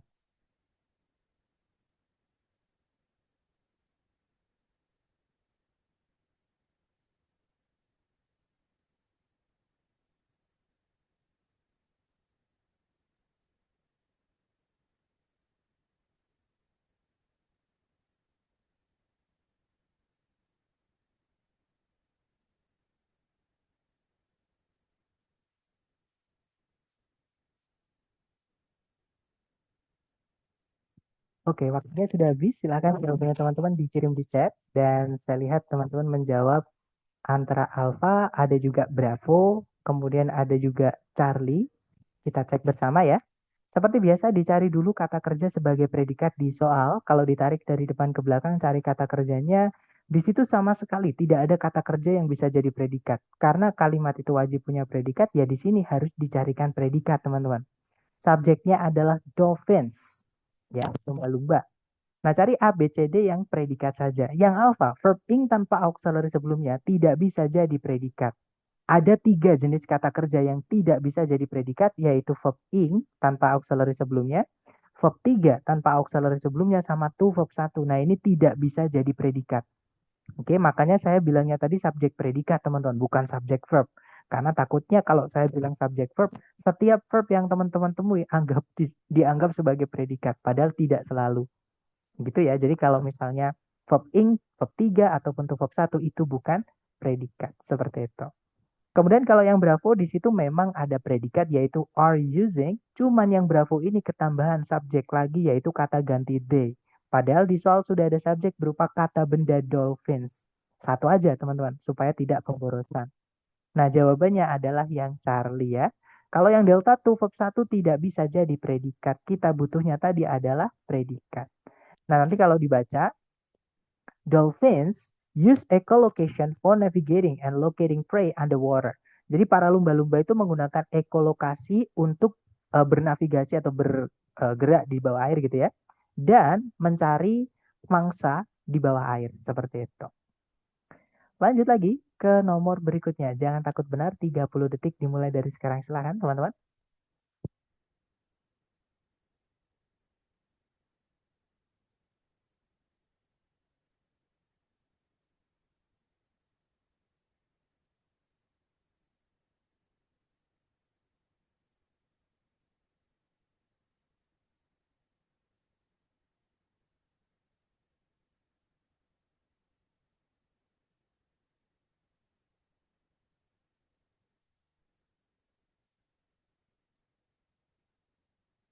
Waktunya sudah habis, silahkan jawabannya teman-teman dikirim di chat sedapatnya dulu. Jangan takut salah, yang penting teman-teman mempraktekkan sesuai yang teman-teman pahami gitu ya, yang sudah dibahas tadi. Supaya kita juga bisa tahu kira-kira teman-teman bingungnya di mana, seperti itu. Nah, saya lihat ada jawaban alfa dan semuanya menjawab alfa. Oke, kita cek bersama. Cari predikatnya dulu, di situ ada kata belum ada predikat ya, teman-teman. Berarti di sini kita butuh predikat dan karena titik-titiknya di paling depan sebelum predikat harus ada subjek, ya sudah kita juga kehilangan subjek, teman-teman. Cari A, B, C, D yang subjek predikat dan benar sekali jawaban teman-teman, yaitu yang alpha, di situ subjeknya adalah the pancreas, predikatnya adalah produces, ya. Nah, kalau yang bravo salah karena di situ ada subjek lagi, tidak ada predikat sama sekali, nggak bisa. Kalau yang Charlie ada conjunction, predikat memang ada ya, tapi kita butuhnya subjek, bukan conjunction. Kalau yang delta ada subjek, products itu kata benda ya. Kalau produce kata kerjanya. Produce memproduksi, produk itu produk yang dijual itu. Dia subjek. Nah, nggak ada kata kerja sebagai predikat. Delta nggak bisa. Jawabannya yang alpha. Nanti kalau dibaca, the pancreas produces insulin to regulate blood sugar levels. Jadi kalau diartikan, pankreas itu menghasilkan insulin untuk mengatur tingkat gula darah. Seperti itu. Lanjut ke nomor berikutnya. Silahkan teman-teman, 30 detik dimulai dari sekarang. Silahkan.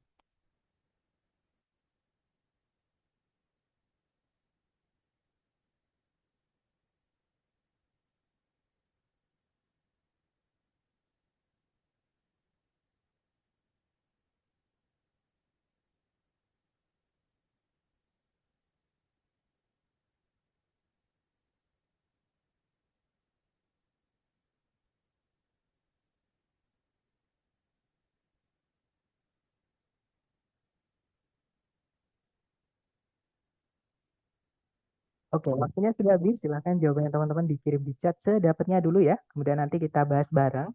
Dan saya lihat teman-teman menjawab antara Bravo dan juga Delta. Saya lihat ada jawaban Bravo, ada juga jawaban Delta dari teman-teman. Kita cek bareng, cari predikatnya dulu teman-teman. Kalau ditarik dari depan ke belakang, hati-hati dengan kata like ya. Like itu memang ada kata kerjanya namanya menyukai. Tapi sekali lagi, kata kerja itu jangan diletakkan di awal kalimat. Terutama dia predikat verb 1 ya. Jadi like ini bukan kata kerja teman-teman. Like ini adalah preposisi. Nah, teman-teman nanti akan terbiasa ketika sering-sering latihan ya, menemukan satu kata tapi artinya banyak. Dan biasanya ketika artinya beda-beda, kelas katanya juga beda. Contohnya like ini, teman-teman. Like ini kelas katanya preposisi, artinya seperti. Gitu ya.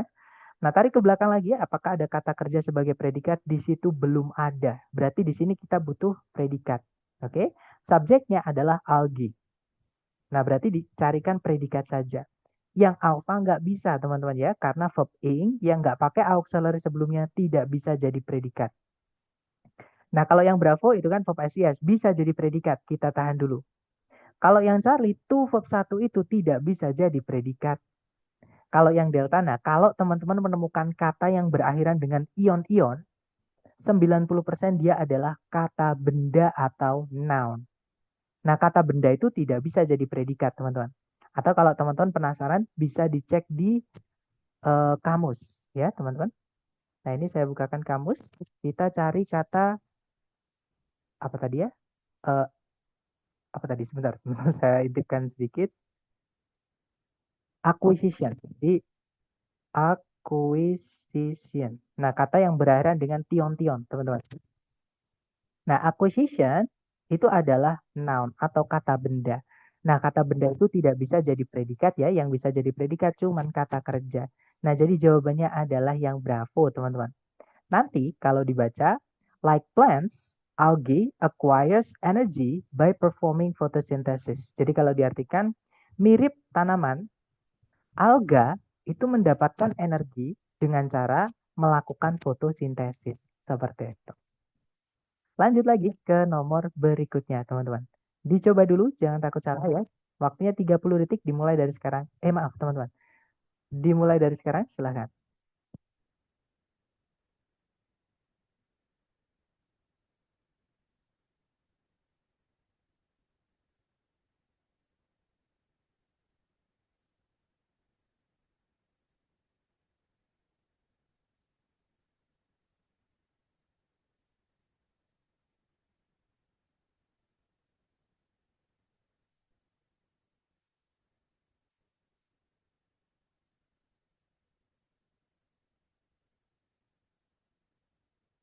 Oke, waktunya sudah habis.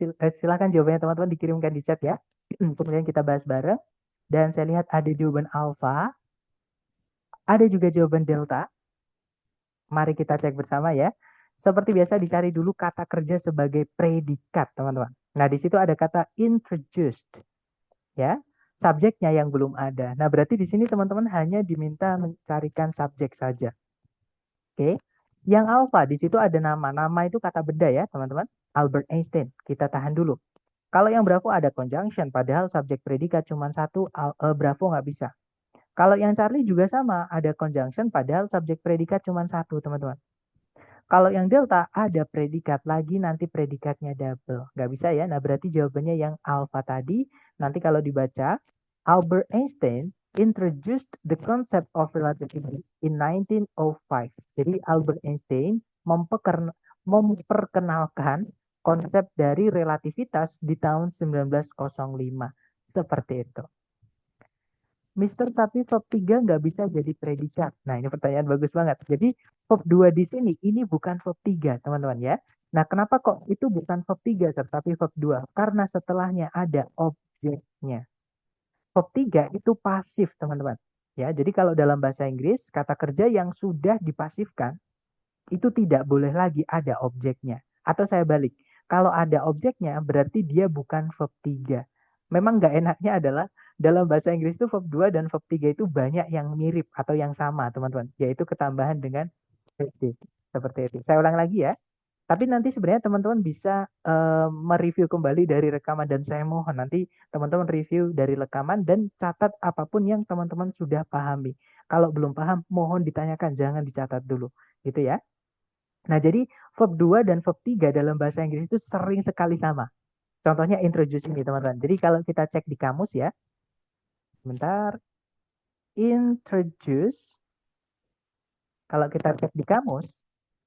Sebentar. Nah, nanti pasti ada keterangan kata kerja terus setelahnya ada transitif. Nah, cuman di sini ini nggak ada sebentar. Semoga ada verb forms. Oh, ini ternyata ada, teman-teman ya. Jadi di sini dijelaskan di kotak oranye ini yang di bawah ini, teman-teman, yang saya blok biru itu. Jadi gini, present itu adalah verb 1, verb SES ya. Jadi verb 1-nya introduce, verb SES-nya adalah introduces. Nah, verb 2 itu adalah lampau, verb 2, yaitu introduced. Nah, verb 3 itu biasanya dipakai yang ada nama perfect-perfectnya. Atau pakai have itu, teman-teman. Jadi have itu setelahnya verb 3. Jadi verb 3-nya juga sama, introduced. Nah, verb 3 itu supaya jadi predikat sebelumnya harus ada auxiliary. Contohnya have ini, teman-teman. Gitu ya. Nah, contohnya ada have lagi, will have introduced. Sama, ya kan? Nah, cuman di sini tidak ada bentuk pasif sayangnya, teman-teman ya. Jadi kalau misalnya ada bentuk pasif, itu nanti ada to be diikuti verb ed. Seperti itu. Oke, nah contohnya ini teman-teman. Yes, we were introduced last year at your party. Ya, kita diperkenalkan atau dikenalin gitu ya, tahun lalu di pestamu. Seperti itu. Nah, tapi kalau misalkan teman-teman menemukan ada verb 2, ada verb yang akhirnya dia maksud saya, kok setelahnya ada objeknya, itu tidak mungkin verb 3. Karena verb 3 itu pasif, teman-teman. Dan kata kerja itu kalau sudah kita pasifkan, tidak boleh lagi punya objek. Contohnya ini. Were introduced itu pasif, tapi dia predikat ya, bukan yang verb 3 berdiri sendiri. Karena verb 3 yang berdiri sendiri tidak bisa jadi predikat. Seperti itu. Nah, ini yang predikat, ada to be-nya, ada auxiliary-nya, teman-teman. Nah, itu setelahnya langsung diikuti keterangan waktu, yaitu last year. Keterangan waktu tidak bisa jadi objek. Keterangan waktu ya fungsinya jadi keterangan, seperti itu. Nah, contoh introduce yang verb 2 itu seperti ini. She introduced the subject of sex. Nah, itu artinya adalah dia memperkenalkan topik dari alat seks gitu ya, teman-teman, tanpa rasa malu sekalipun. Terus ditutup pakai titik. Nah, ini tidak mungkin verb 3. Kenapa? Karena nggak ada predikatnya nanti. Kalimat tidak boleh tidak ada predikat, teman-teman. Jadi ini adalah verb 2, Miss. Seperti itu. Jadi diingat-ingat ya. Verb 3 atau pasif itu tidak boleh ada kata benda setelahnya sebagai objek. Ya, pasti nanti setelahnya kalau nggak diikuti preposisi ya kata keterangan. Atau kalau nggak itu bahkan titik, seperti itu. Gimana misal dapat maksud saya? Tapi nanti di hari ketiga itu akan teman-teman pelajari. Seperti itu.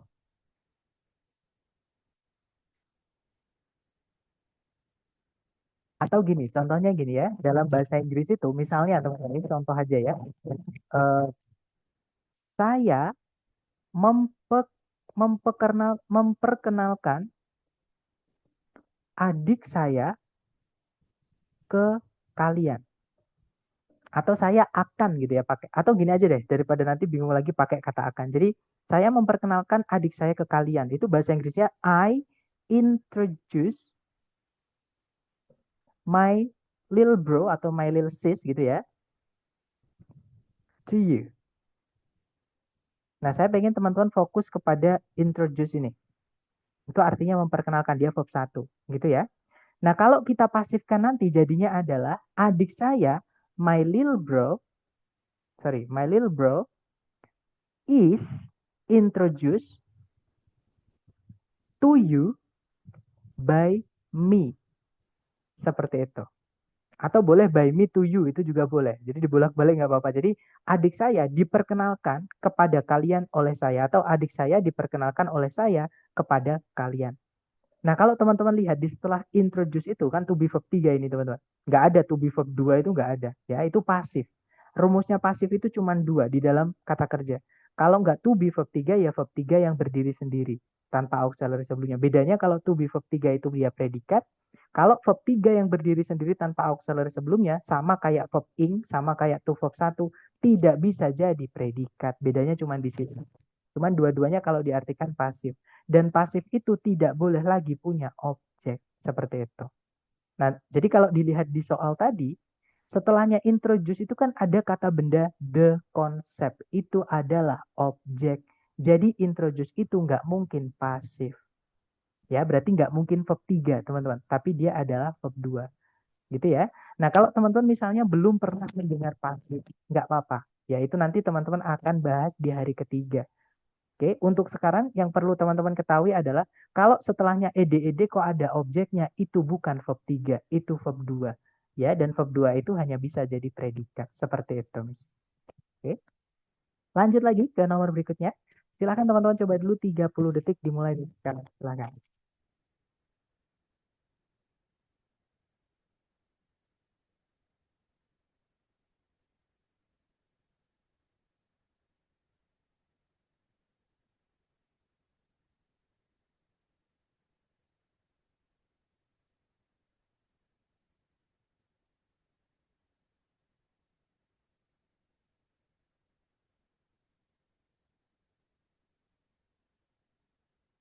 Oke, waktunya sudah habis. Nah, ini ada kasus yang mirip dengan soal sebelumnya tentang ed.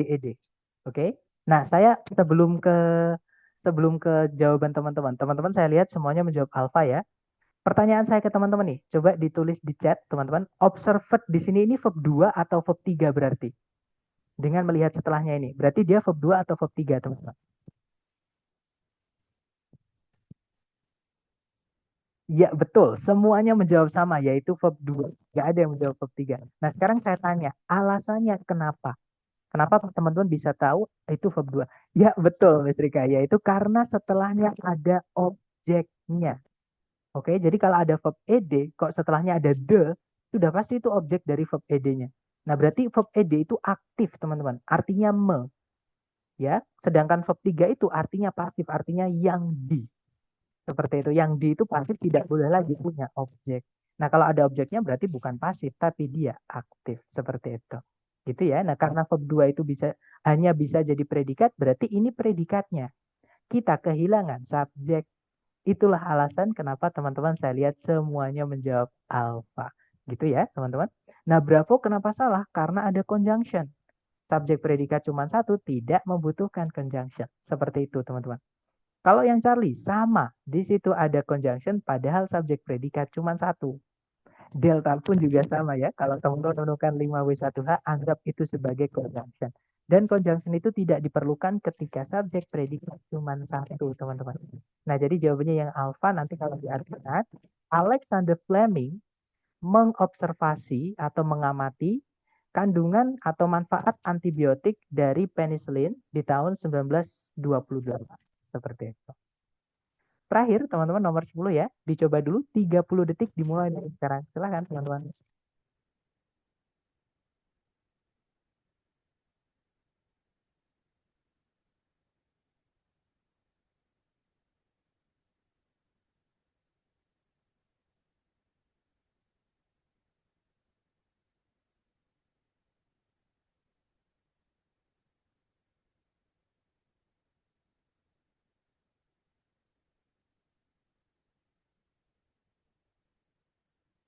Oke, waktunya sudah habis dan saya lihat teman-teman menjawab alfa, ada juga Bravo, ada juga Charlie, ada juga Delta. Berarti sudah lengkap, teman-teman. Alfa, Bravo, Charlie, Delta. Kalau gitu kita cek bareng aja ya. Seperti biasa dicari dulu kata kerja sebagai predikat di soal. Kalau ditarik dari depan ke belakang, Nah, sama sekali tidak ada kata kerja yang bisa jadi predikat. Berarti di sini kita membutuhkan kata kerja sebagai predikat. Nah, subjek predikat nggak boleh dipisah satu koma ya, teman-teman. Apalagi memang sebelumnya koma tidak ada kata benda lepas. Kata bendanya itu sebelumnya ada preposisinya on. Otomatis dia berubah jadi keterangan. Keterangan nggak bisa jadi subjek dan subjek predikat tidak boleh dipisah satu koma. Koma di dalam kalimat itu untuk memisahkan informasi inti dan informasi tambahan, teman-teman. Sedangkan subjek predikat itu dua-duanya informasi inti harus ada. Jadi di sini kita juga kehilangan subjek, ya. Kalau yang alpha di situ ada taste buds. Subjeknya, predikatnya adalah detect. Jadi kemungkinan jawabannya yang alpha. Kalau yang bravo ada detecting taste buds. Nggak ada predikat, nggak bisa. Yang Charlie ada conjunction. Subjek cuma satu, predikat cuma satu, yang nggak bisa, teman-teman. Delta juga sama, ada conjunction, subjek cuma satu, predikat cuma satu, tidak bisa. Ya, jadi jawabannya yang alpha. Nanti kalau diartikan, di permukaan lidahnya manusia, taste buds, nah ini saya nggak tahu namanya ya, jadi bahasa Inggrisnya taste buds, teman-teman. Jadi kayak ada organ mikroskopik kecil sekali, kayak bentuknya itu kayak ini, rambut-rambut seperti ini, teman-teman. Oh ya, terima kasih Miss Siti. Papila. Dulu saya ingat ada yang ngasih tahu saya, cuman mungkin di sini saya perlu menulis teman-teman ya. Taste buds itu papila. Dulu juga ada yang ngasih tahu saya namanya juga papila, cuman tadi saya lupa. Baru ingat. Terima kasih Miss Siti. Jadi papila itu mendeteksi rasa-rasa yang berbeda-beda. Seperti itu teman-teman. Nah, papila itu wujudnya kalau lidah kita di mikroskop itu kayak ada ini apa namanya ya? Eh, daging tumbuh. Seperti itu saya nggak tahu ini sejenis rambut atau daging tumbuh seperti itu. Itu ya, itu namanya papila atau taste buds. Nah, kurang lebih materi kita hari pertama seperti itu, teman-teman. Jadi diingat-ingat ya, kalimat itu wajib harus ada subjek, kemudian predikat. Jadi teman-teman nanti mohon dicek dulu ketika menemukan soal seperti ini, ada subjeknya nggak? Ada predikatnya nggak? Kalau ada ya sudah, kalau belum harus dicarikan. Karena dua komponen itu wajib ada di dalam kalimat. Nah, sebelum kita tutup, mungkin ada yang pengen teman-teman tanyakan. Silakan kalau ada pertanyaan boleh di unmute dulu sebentar. Silakan teman-teman.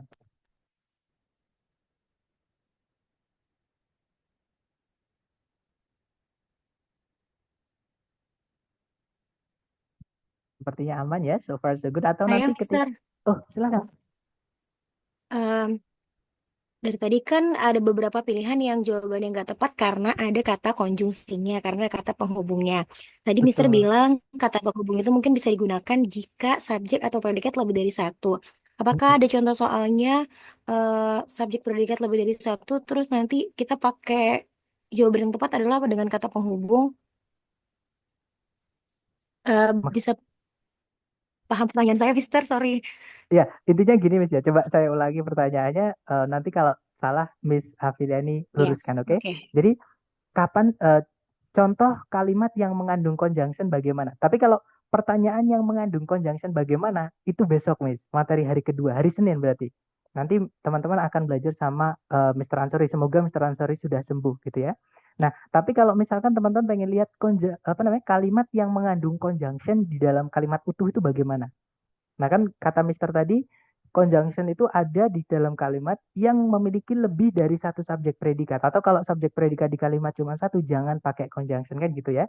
Nah, sekarang kita cari aja salah satu contoh conjunction di dalam kamus. Kemudian nanti kan ada contohnya. Nah, kita amati teman-teman. Gitu ya. Nah, kalau kita lihat di kamus, kita misalnya yang paling gampang aja cari kata because. Because itu conjunction, teman-teman. Atau gini, yang jelas-jelas conjunction ya. Although, karena because itu ada because of. Takutnya nanti teman-teman dibingungkan dengan because of. Nah, although itu adalah conjunction kelas katanya. Atau kalau dalam bahasa Indonesia ya kita bilangnya kata hubung atau konjungsi. Gitu ya teman-teman. Nah, sinonim dari although itu adalah though. Artinya meskipun atau used to introduce digunakan untuk memperkenalkan pernyataan yang membuat pernyataan utamanya itu nampak mengejutkan atau tidak mungkin. Seperti itu. Contohnya seperti ini. Hati-hati dengan yang ini ya teman-teman. Ini nggak senangnya di kamus itu kayak gini. Jadi di kamus itu kayak nggak ada penjelasan grammarnya. Tapi ini materi kita hari ke-10 nanti. Jadi ini jangan dulu, jangan dilihat ini dulu. Oke? Kita lihat yang kalimat lengkapnya. Nah contohnya ini teman-teman. Oke? We decided to take rooms in Longwood House, although we knew we could not really afford to rent. Cuman di kalimat ini ada satu conjunction yang dihilangkan. Seperti itu. Tapi nggak apa-apa, kita analisa pertama. Kita analisis dulu, teman-teman. Coba teman-teman lihat di kalimat ini, kira-kira ada predikat nggak? Kalau ada, yang mana? Jangan takut salah. Teman-teman coba dulu, coba tebak dulu.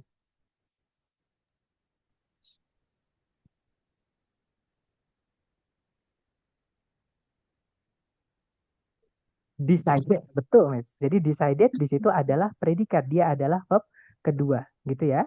Jadi kita sudah punya decided. Mohon maaf, teman-teman. Kemudian subjeknya itu sebelumnya, yaitu kata ganti we. Oke. Nah, terus di situ setelah koma ada conjunction, yaitu although. Setelahnya ada subjek pronoun lagi, yaitu we, ya kan? Sorry. We. Kemudian setelahnya ada verb 2 dari kata know, yaitu knew, teman-teman.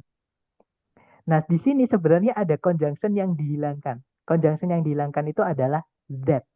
Jadi that itu bisa kita hilangkan, teman-teman. Contohnya gini, saya percaya bahwa Tuhan itu ada, misalnya. Jadi kita bilang, I believe that God exists. Atau, I believe God exists. Itu sama. Jadi that-nya dihapus, nggak masalah. Tapi ada syaratnya ya. Nanti teman-teman akan pelajari itu di hari ke-10 dengan Mr. Ansori nanti ketika conjunction itu bagaimana syaratnya that itu dihilangkan seperti itu. Gitu ya. Jadi tapi sebenarnya di situ ada conjunction that dihilangkan. Kemudian setelahnya ada subjek lagi, yaitu we. Predikatnya adalah could not really afford. Auxiliary-nya could, verb-nya afford. Jadi could afford. Tengah-tengahnya itu diikuti keterangan nggak masalah. Atau teman-teman hapus juga nggak masalah. Sekali lagi, keterangan di dalam kalimat itu tidak wajib ada. Ada juga tidak apa-apa. Seperti itu, teman-teman. Nah, ini contoh kalimat yang mengandung conjunction, Miss. Oke, terima kasih, Mister. Tapi dapat ya. Maksudnya penggunaan conjunction itu berarti di kalimat harus ada lebih dari satu subjek predikat. Terima kasih, Mister. Sama-sama. Mungkin ada pertanyaan lagi nih dari teman-teman, silahkan. Teman-teman jangan lihat yang contoh pertama ya. Ini contoh pertama ini namanya materinya adalah reduction atau abridgment.